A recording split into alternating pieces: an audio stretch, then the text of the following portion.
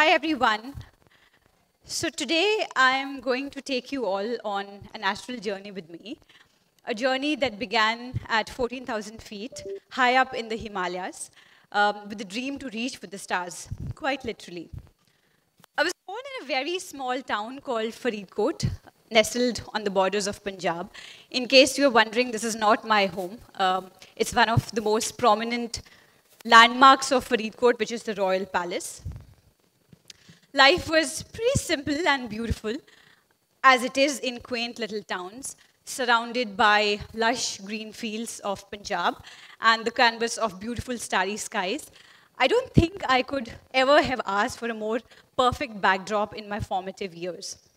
Among the most fondest memories of my childhood, my parents would arrange these little cots for my brother and I in the backyard of our home, and would ask us to sleep under what they would very affectionately call the star tent. And very much so, because all you had to do was just look up at the sky and get captivated by the mesmerizing views that were there. My father would then introduce us to the wonders of the universe, the Milky Way galaxy. As a child, it was very difficult to understand how you could see your home from inside the home. Obviously, now we know that it was an arm of the Milky Way, the galaxy that we were looking at, the planets and the constellations. And I think that love affair with the skies had just begun. And growing up, I think kids of my era were quite lucky to have role models like Kalpana Chawla to look at, who was blazing trails as the first female astronaut. And then secretly somewhere, I was also really dreaming to become one. I started studying electrical engineering in college with the hope that it will set me on the path to astronomy. But I was reading alternating current and direct current and capacitors and resistors, which had nothing to do with astronomy, really. In fact, even today, I probably know more about voltage and current than I actually do about anything in astronomy. My first serious foray in the world of astronomy was when I had this life-changing experience as a part of my internship at the Raman Research Institute in Bangalore. It introduced me to an exciting intersection of science, engineering, and astronomy. And it was a profound experience in several ways, but one of the most powerful impacts that it had on me was the realization and the spark that how STEM and astronomy could be taken out of research labs and actually be used to tackle some real-life challenges and problems. Humankind has been fascinated by the cosmos since thousands and thousands of years. I don't think there's any civilization that has inhabited the face of the earth that did not have a connection with the stars. Be it the Mayans in South America, or be it the Aborigines, or be it the Greeks or the Egyptians, or even back home in the Indus Valley civilization, people had profound connection with the stars. Now, looking at a starry night is a beautiful thing to see, isn't it? But there's more than just beauty to it. For our ancestors, it was actually a matter of survival. They looked at the pattern of stars for directions, for navigation, for simple things like sowing crops and harvesting. Fortunately, now today, and luckily I would say that we have the technology which helps us to answer some of the biggest questions in the universe. But the fascination is something that's continuing across generations. So, in parallel to the professional pursuits of astronomy, it has also kind of led to emergence of a whole new niche kind of a tourism called astrotourism. Now, what is astrotourism? In a very layman language, astrotourism is essentially traveling to look at the stars. Now, those experiences can differ, and it can mean different things to different people. One can travel to watch celestial events like solar eclipses, lunar eclipses, meteor showers, which are like really, really popular these days. One can also travel to scientific observatories. We have La Palma in Chile. We have a big one in the Canary Islands. And there's, back home, we also have the Hanley telescope, which is one of the biggest observatories in India. And astrotourism can also mean just going for dark sky experiences, again, with amateur astronomers. Now, post-COVID, one thing, one of the biggest trends in travel industry that has emerged is that people want to move out of massive built-up hotspots to actually offbeat areas. and not just explore the areas, but interact closely with the communities as well. And astrotourism is one of the most sustainable forms of nature-based and regenerative travel because the very asset on which astrotourism is based, the skies, never need to be maintained and developed. This is a picture of the first workshop that we had in Ladakh. I mean, you would see that most of the faces that you see are women-oriented, and that's a question that I usually get is that, was this a women-centric program? It really wasn't like that. It didn't start like that. Now, what happens in Ladakh is that tourism season kind of generally starts from April to, and kind of extends till, end of October. And rest of the year, it's so cold, people really don't want to venture out unless you're really courageous. And the men in the rural areas, they generally kind of move to the cities to work as porters or chefs, or basically to engage in the tourism industry in some role or the other.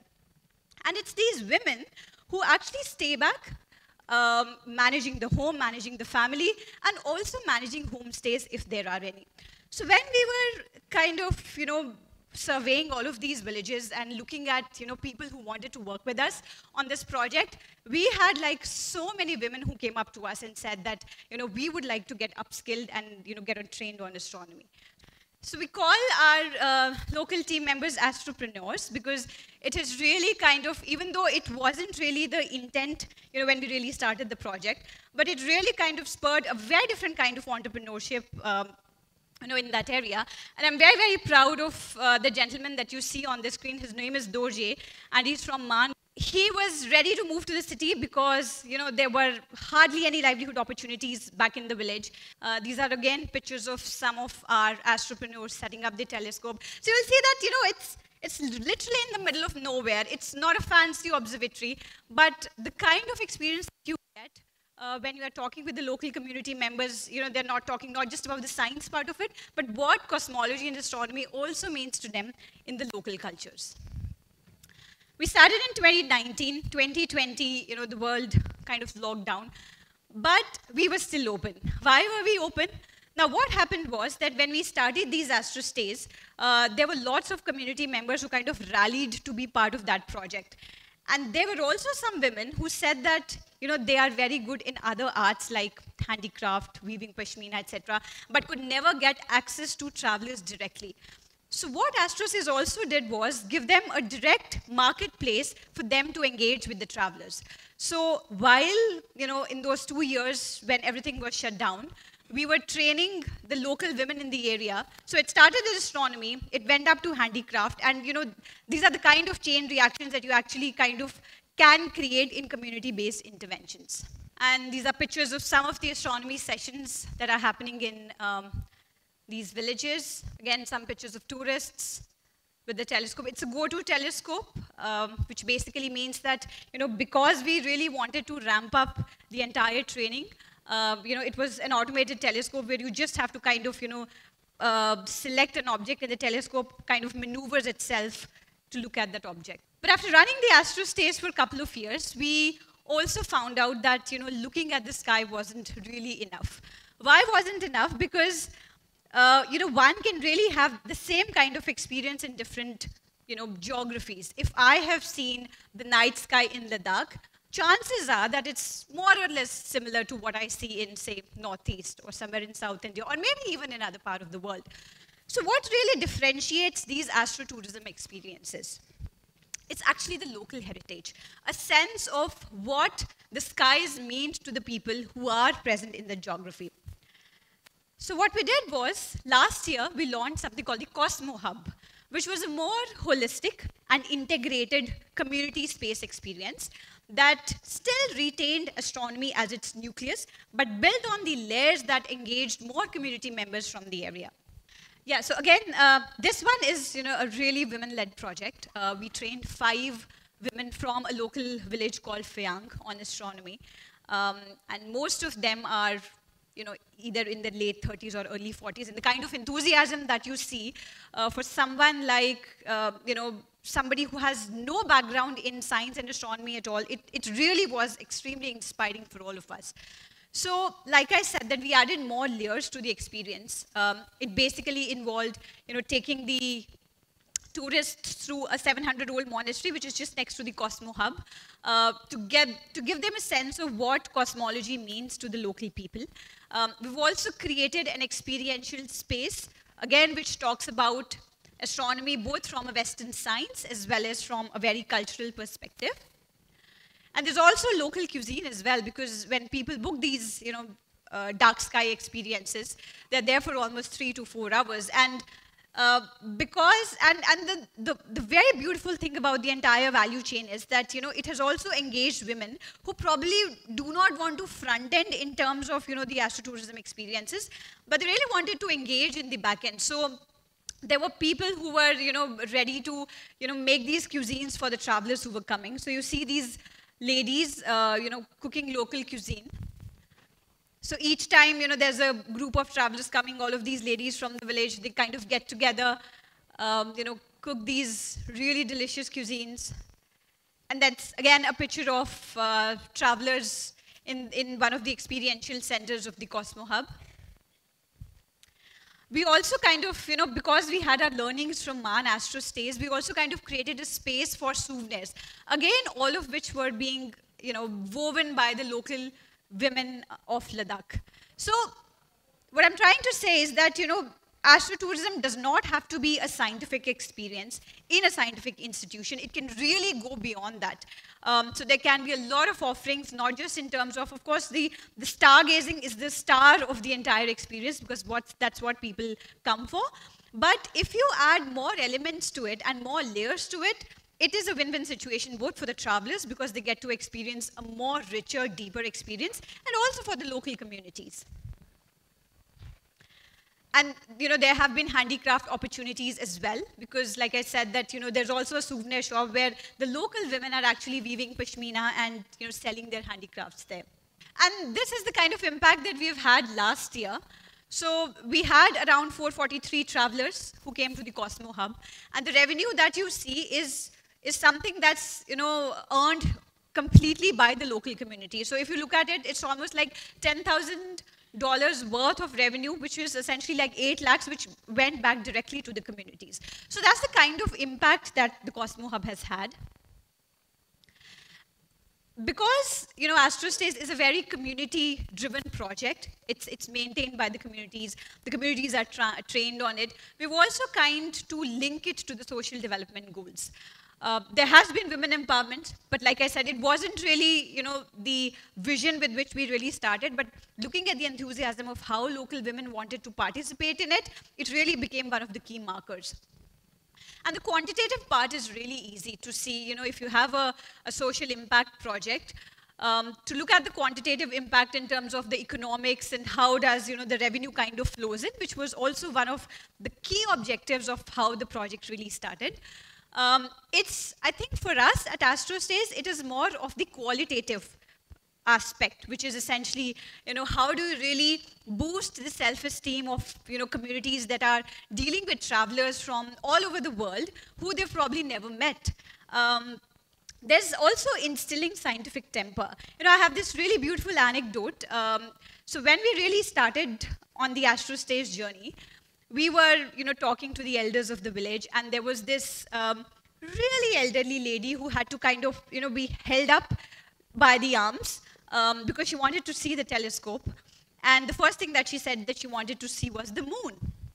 And, she was literally held up by, a couple of guys of the village. She came over to the telescope, and then she looked at it, looked at the moon from the telescope. And the sense of amazement on her face was so palpable and so tangible, because to her, moon was really a god, something that's, unapproachable, something you just hear about in stories and folk tales, and like literally seeing it from the telescope, I still can't, forget the sense of awe that she had on her face and the awe that the entire team felt. So those are the moments, we kind of live for. So that's why I said that the quantitative part, the livelihood creation part is, very crucial for us, obviously, because we are trying to use astronomy, and more specifically astronomy-based tourism, to stimulate socio-economic development opportunities in these rural communities. But it's also the, the soft parts of it that really inspire us. So that's the team. This board that you see, honestly, it's right in the middle of nowhere. It's on the banks of Pangong River. And when we started Astrostays, Man really had no connectivity at all. We knew that, travelers were coming to Pangong to click pictures. I'm sure everyone knows about 3 Idiots. So it was shot on the bank. So people would come there, take pictures and go back. So we thought that this probably might be the perfect spot for us to start Astrostays. So we literally dug it, the sand and the banks and, put the board there so that when people would come, they would look at this board and they would know that there is an experience probably right here, which is being run by the local communities. So if you go anywhere in the very remote community, in the middle of the nowhere, and if you see a board like this, please know that there are Astrostays nearby, and we would be really, really happy to host you for dark sky experiences. And one more thing that I also wanted to illustrate is that all of the people that you see on your screen, none of them are astronomers. All of us are engineers, mostly electrical engineers. And I think that also kind of gave us a new lens to look at astrotourism. We weren't kind of looking at it only through a lens of scientific experiences, but through a more humane lens, which kind of led to this community intervention projects. So I think there are so many remote areas in this world where astrotourism is happening, and where there is a potential to actually work with local communities, and that's something that we are planning to do.